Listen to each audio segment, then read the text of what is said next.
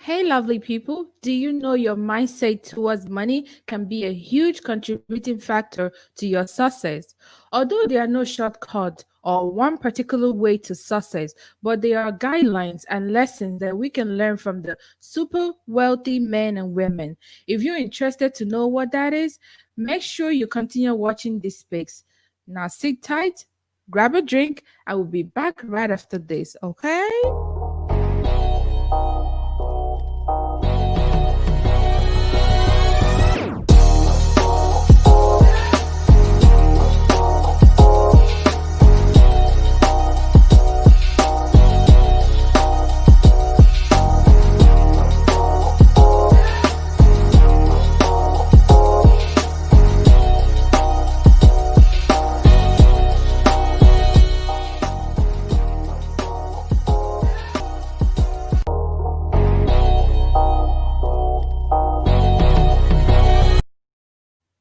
Welcome everyone to yet another intriguing and innovative series called Entrepreneur Series. I'm your host Connie. Welcome. If you're watching us live now on YouTube or watching a replay, make sure you click that subscribe button somewhere down below and make sure you also like and share this video. Also click the notification bell somewhere down there too so you can get notified each time we go live on YouTube or even upload any new video. And if you're watching on Facebook, make sure you click like and also share. Also create a watch party because they have a watch party feature you can create on Facebook so that your friends can join in the fun, okay? Because we're about to have a good time today. And I want to know how you guys doing. How is everyone doing? Make sure you comment below and let me know if you are okay. Type in "I'm blessed" or just give me a thumbs up, the thumbs up emoji, so I will know that you're doing well. And I also want to know where you guys are watching from. What country, what state? I want to know. Make sure you comment below where you're watching from, okay? So I can give you a shout out, okay? And without wasting time, guys, you're probably wondering what is this show all about. But before we begin the show, you know how we do. We have to commit this show to God Almighty because He's the maker and finisher of our life. So the Bible verse of today will be from Job 42, verse 10, and it reads, I read in Jesus' name. And the Lord restored the fortunes of Job where he had prayed for his friends, and the Lord Job gave Job twice as much as he had before. Amen. You know, you always have to pray for your friends or wish people well because you can't wish people bad and expect good things to happen to you. Okay, so it goes both ways. I just what it is. Okay, I see some people saying I'm blessed. Thank you guys so much for joining us. So let's dive right into the show. What is this all about? What is this entrepreneur series all about? Entrepreneur series is a safe place or should be a safe place for us to discover different ways to make money. For example, starting a new business to yield a profitable starting a new business that can yield a profitable revenue. So think of this as a fresh start to a new beginning for you and your family. Okay, so what should you expect on this show? This show will live stream weekly on Saturdays at 2:30 p.m. Central Time. Yes, Central Time. So check what time that will be on your zone, on your time zone. So I'll eventually convert this live stream to a podcast and I'll release it tomorrow at 3 p.m. on Sunday at 3 p.m. So you can watch it just in case if you miss this live stream. I got you. Okay, you can watch it while driving to work or doing anything. It will be available in all listening platforms. Also, expect guests that are expertise on their individual field coming to this show to share some of their wisdom and knowledge and in turn educate us on how to run a successful business. Guys, make sure you always ask questions during this live stream. Don't hesitate to ask questions and we will address it. We'll set time aside to address it towards the end. We're not ignoring you. We're just waiting. We're just wanting to get through with the show and then we'll focus on the questions. So guys, always send in your questions because I want this live stream to be very engaging, so we can both, conversate. Okay, guys, without wasting any time, let's dive right into the topic of today, which is secrets to wealth. What is this all about? Well, before I talk about what it's all about, I do have a great guest, a special guest to join me today to dissect this topic. Um After a stint at Ford Motor Company, our guest co-founder a staffing firm where he was finalist for Michigan Entrepreneur of the Year 2 years straight. After selling the staffing firm to a public traded company, he began investing in real estate, founded multiple investment and development companies, appeared on HGTV, and eventually built and co-managed a successful multi-family development. He co hosts two podcasts, including The Art of Investing and How to Lose Money. He's also a contributor to Fox Business and Bigger Pockets, producing live video and blog content on a weekly basis. He's the author of The Perfect Investment: Create Enduring Wealth from the Historical Shift to Multifamily Housing and Storing Up Profit. Capitalize on Americans' obsession with stuff by investing in self-storage. He is the managing director of three commercial real estate funds at Wellings Capital. I'm talking about Paul Moore. Let's bring him on the screen. Hi, Paul. How are you doing today? Hey, I'm doing great, Connie. It's great to be here. It's good to have you here. How is your family? How is your health? How is this COVID-19 impacting your life? Yeah, I'm a pretty healthy guy overall. I've been doing this health cleanse where I'm doing a whole lot of juicing and eating more healthy, and it's been really good. I feel great.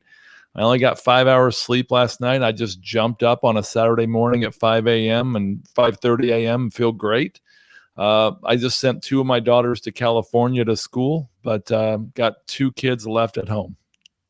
Oh, that's good. So are your kids younger or are they older? I have a 15-year-old at home who's in high school, and then I've got a 27-year-old son who's a very successful real estate investor, and I've convinced him to stay home to lower his rent so he can plow more money back into creating wealth as a real estate investor. Wow, that's good. He got he have a father like you, and I'm sure he would do well because when it comes to wealth, you're well knowledgeable about this. But before I go ahead talking about wealth, you do have a podcast. You're a podcaster like I am too, and you're a co-host of not just one podcast but two podcasts. One of them is The Art of Investing, and another one is How to Lose Money.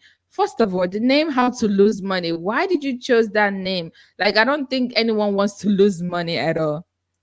Yeah, right. So for years I would go to these conferences, Connie, and I would see these people up on stage and they would talk about all their successes and all the great things they do and all the, wonderful things they're involved in. And I would see the people in the audience and they would just be kind of shrinking down. And I talked to them later on the break and they'd say, well, I'll never be that good.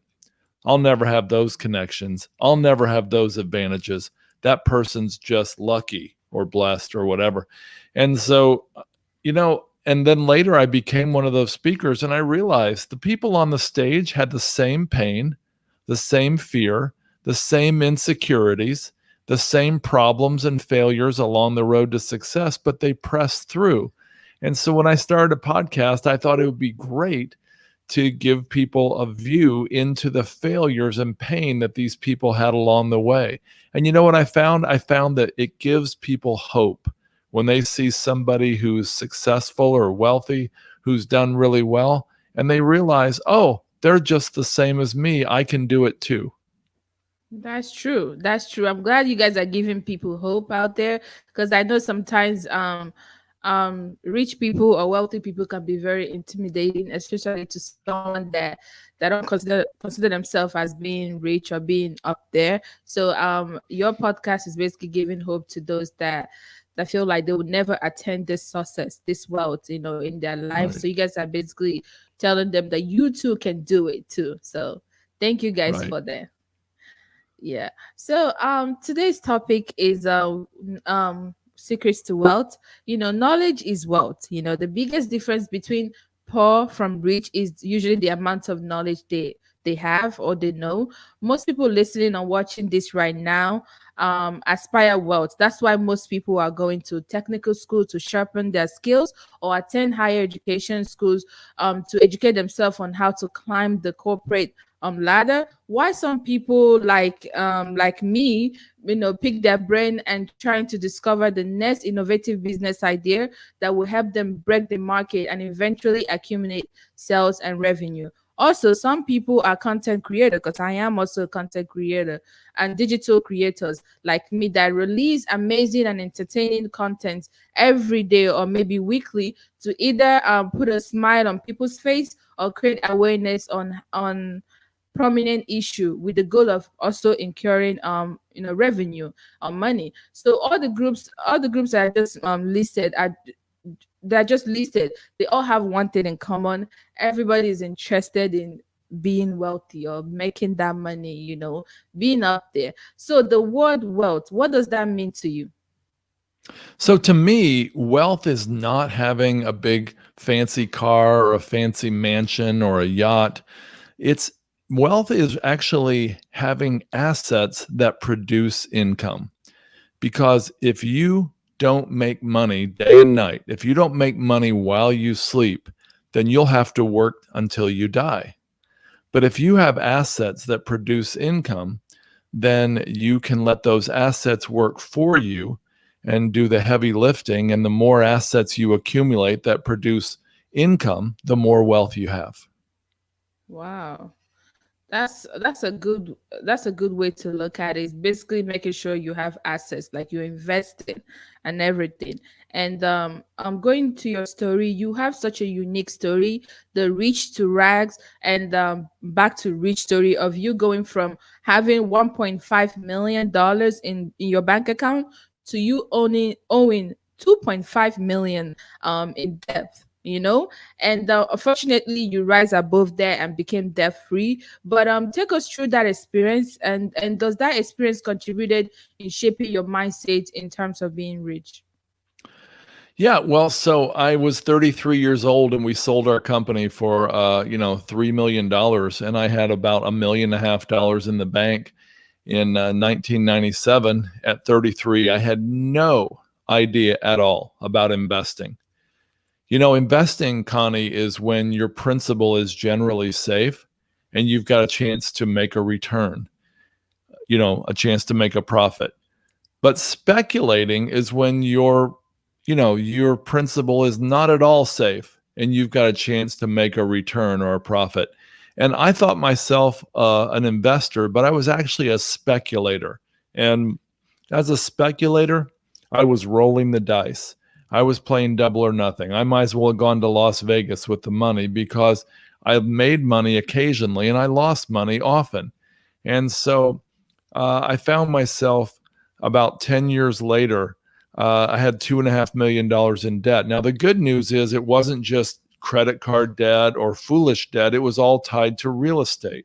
It was all tied to hard assets. And so in November of 2007, I was praying one morning and I was asking God what to do about the debt I was in. And I got this real clear impression: what would George Mueller do? Now, George Mueller, for the younger generation, is a man who lived all through the 1800s. He was from Germany. He moved to England, and he was a pastor and a missionary there in England. He was in Bristol, England, and he was really distressed because most of the men in his community wouldn't go to church because they believed that they had to work 2 or 3 jobs, and they didn't have any time for their family, for church, for leisure. And he was very distressed, but they criticized him. They said, "Hey, wait, you can't say that to us because we have to work for a living. You're just a pastor." And he said, "Well, I'm going to prove to you that even pastors can learn to trust God. And if I can, you can too." So he gave up his salary. He had no money, no salary, I mean. And he actually began to take in orphans to care for, first a few, then dozens, and then hundreds. And he eventually cared for a total of 10,000 orphans through his lifetime. And but he never asked for a penny, from anybody. He never told anybody he had any financial needs. And he had some really hard times, but he would be on his knees every day crying out to God to provide the money they needed. And so George Mueller had some very, very interesting stories, things that happened along the way, like the time the kids, the orphans, all sat down for breakfast. They had empty plates and empty glasses, but they thanked God for the food that he was going to provide. There was no food at all in the whole orphanage. But right then, a knock came on the door, and a milk truck had broken down outside the door. And he said, "This milk's going to spoil. You can have it." And then a baker came to the door and said, "God woke me up at 2 a.m. to bake bread for the orphans." And so that's the kind of thing that would happen to him. And so it's believed that he raised between a quarter and almost $500 million in today's dollars during his lifetime. So I thought, well, what would George Mueller do if he was in debt? Well, first of all, Connie, he wouldn't be in debt at all because he didn't believe in it. But if he was in debt, I think he would have done something countercultural, something completely radical. And so I called my family together about that time and I said, "Hey, we're in real trouble. It looks like the economy is going really bad." I had no idea how bad it was going to get in 2008. And I said, "We're going to give our way out of debt." And people were like, the kids were like, "Well, what? Okay, yeah." And my wife was like, "Whoa, wait a minute. We're going to give our way out of debt." Well, we already were really generous in trying to give to our church and to ministries we cared about. But we said, we're going to up our game. We're going to start giving a lot every week. And by giving a lot every week, we're going to trust God that he's going to take care of us. And so we began to give a set amount every week.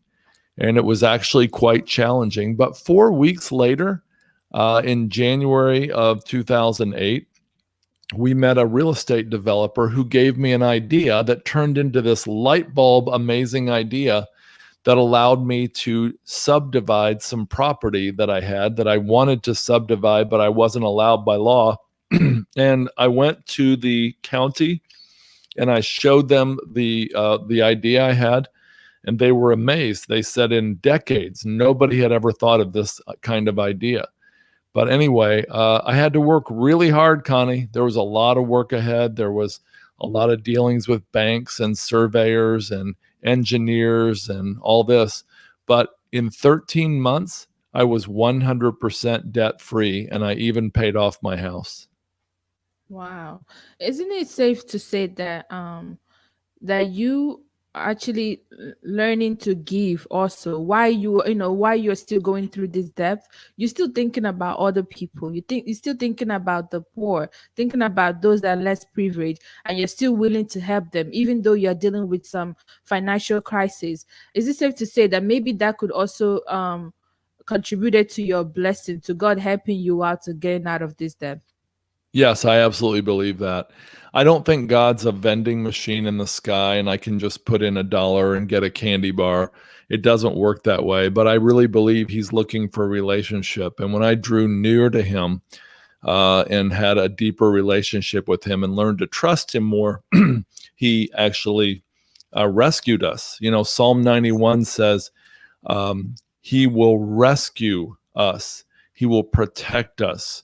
He will care for us. He will lift us Amen. up so we will not strike our foot against the stone. And so that's what my experience was back in 2008. Wow. Wow, that's such a great experience.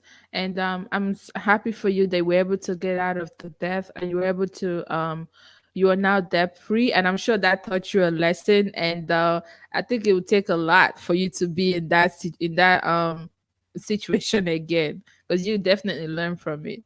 Yeah, right. Yeah.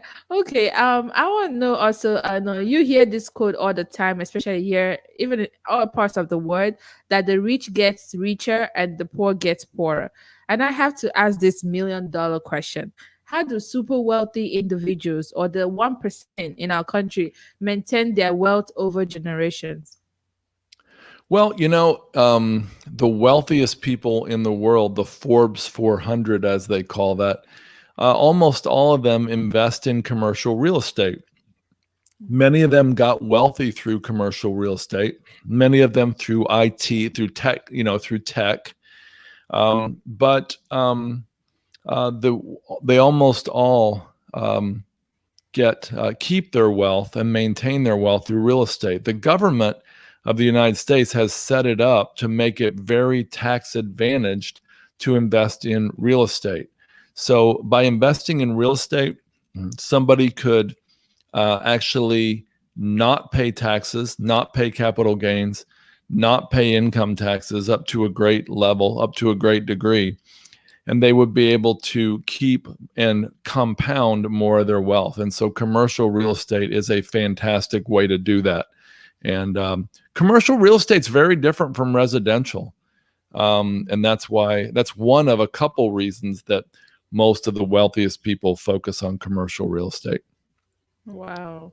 Okay, so talking about commercial real estate, you are a managing director of not just one, but three commercial real estate and at Wellens Capital. Tell us about the company, what it's all about. Yeah, so when we started investing in commercial real estate, we realized that a whole lot of new people were involved in it. And it was very hard to find a good place to invest, a safe place to invest. And so we began to do due diligence. We began to look at really deeply at a lot of companies. And when we did that, we found that they weren't as good as they looked on their website. And so Wellings Capital, our goal is to be a provider of due diligence. A lot of people want to get involved in commercial real estate, but they don't know who to trust. They don't know where to start. And we provide an on-ramp, a way for them to easily get into commercial real estate by investing in a fractional piece of a large commercial investment. Wow, that's that's awesome. But for someone that's hearing this in the first time and they wondering, how do I even start this commercial real estate? How do I even go about it? Yeah, so a great way to go about it, there are I've identified 7 ways to get into commercial real estate in my new book. And one way is to be a deal finder. That means you go out and you work really hard and you find deals and you take those deals to a larger operator and you ask them for a piece of ownership and you ask them to train you while they have that property. Another way is to raise money for deals. Though you can't legally raise money on commission, you can become a partner with somebody and you can go out and find money to invest. But a great way is to get a mentor or a coach. If you want to get involved directly in commercial real estate, finding a coach or a mentor would be priceless. And you can sometimes partner with your coach or mentor as well. If you plan to do it part-time, let's say you have a full-time job and you have extra money to invest, the best way to do it is passively through what's called a syndicator. If you go passively through a syndicator, that means they will pull together the deal, they'll get the debt, they'll do the property management, they'll do all the hard work and the risky stuff. You just give them, you be very careful to vet them carefully up front, and then you give them money to invest and they'll invest it. Okay. And you still get the tax benefits, just like as if you were the only owner. Yeah, wow. That tax benefit one, I'm sure a lot of people want that, and I'm really interested in that. Like, how do people even get that? Like, how does that benefit you if you get a tax cut off? I think that's a tax write-off, right? That's what that would be. Yeah, you get a tax write-off on your income through depreciation. And all real estate potentially has depreciation. But with commercial real estate, you can actually do accelerated depreciation, which means that you can actually pull a lot of the years forward of depreciation all into the first year or the first 5 years. And that will give you compounded tax benefits and tax write-offs in the early stages. Now, at the end, when you go to sell, you can sometimes sell through a 1031 exchange. And a 1031 exchange allows you to exchange your property for someone else's, and that means you won't have to pay the capital gains taxes on the gain. Wow. I actually found out recently that the wealthy people, the rich, the 1%, they actually pay less tax than we do, and Yes, it's true. that's mind blowing. Like, how is that even possible? I guess that's why I'm going back to what I said before, the quote, the rich gets richer, the poor gets poorer. Like, how do they even pay less tax than a regular person? Yeah, so Warren Buffett said he paid less taxes, at least in percentage, than his secretary. And so, no, the system is set up to reward investment and to reward investors, and specifically real estate investors. And oil and gas investors they also get great tax treatment because they're trying to motivate people to invest in drilling for oil and gas. Oh, wow. Okay. So guys, you heard him. You have to look into that commercial real estate investment, because that seems like a way to go. That seems like the way to go. Mr. Moore, I usually like to end this episode, any of my show, in a positive note. So do you have any words of encouragement to upcoming billionaires, like I like to call them, billionaires, or even millionaires, who are hoping one day that their business will boom and they will become wealthy? I would say whoever you are when you're alone, whoever you are in private, whoever you are if you're not wealthy yet, if you're even poor, whoever you are now is who you really are. And so my advice would be to focus on what's most important to you now and continue those habits when you get wealthy and successful. Because if you put your family first now, you'll probably do it later. But if Wow. you say, okay, I don't have any time for my family because I've got to go out and create wealth, then you won't focus on your family later either. Yeah, because I don't know, when you become wealthy, how you gonna manage that? And you're not here alone. We are, no man is an island, and the Bible always say the love of money is the root of all evil. Yeah, Yeah, you can like money. We all want money, but you don't want to be so in love with money that you can do anything just to attain that wealth or that success. So, right. I, that's definitely a good advice you gave there. And so, guys, make sure you are, watching yourself closely while you are trying to be this successful. Don't go overboard or trying to kick everybody aside so you can get there. Make sure you also care about the people around you, your friends, and your family. Okay, guys, we have come to the end of this topic.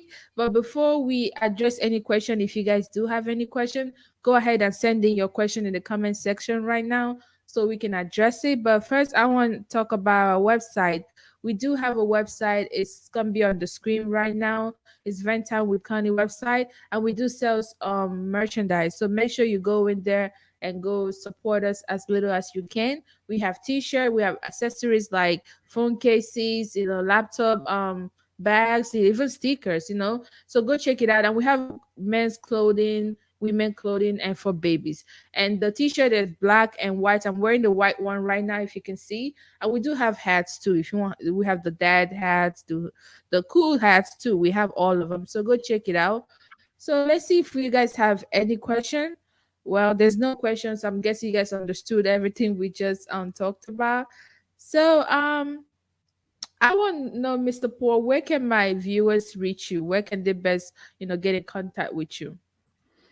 They can reach me at my website, which is wellingscapital.com. That's WELLINGSCAPITAL, wellingscapital.com. They can also find me on Bigger Pockets. Biggerpockets.com is where I blog and do a lot of live shows, including a live show on Saturday. Oh, wow.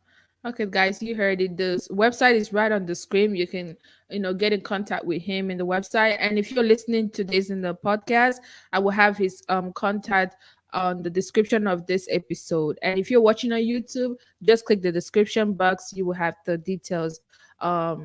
contact details for Mr. Paul Moore. So, Mr. Paul, we do have one question here that I wanted us to address before I let you go. It says commercial real estate and residential real estate. Do you need a real estate license to go for this? Hey, Gilbert, great question. Thanks for asking. Good to see you on here.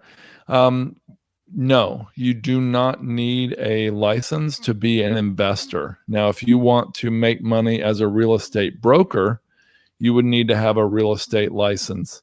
Like if you wanted to sell and buy real estate, and a lot of people have a lot of investors do have a license. So, for example, I have a license and I made some money today from my real estate license, but my main business is being an investor, not that. But a lot of people do both. Oh, okay. So you can be an investor. I don't need the license, but if you want to be a broker, you have to have a license for that one.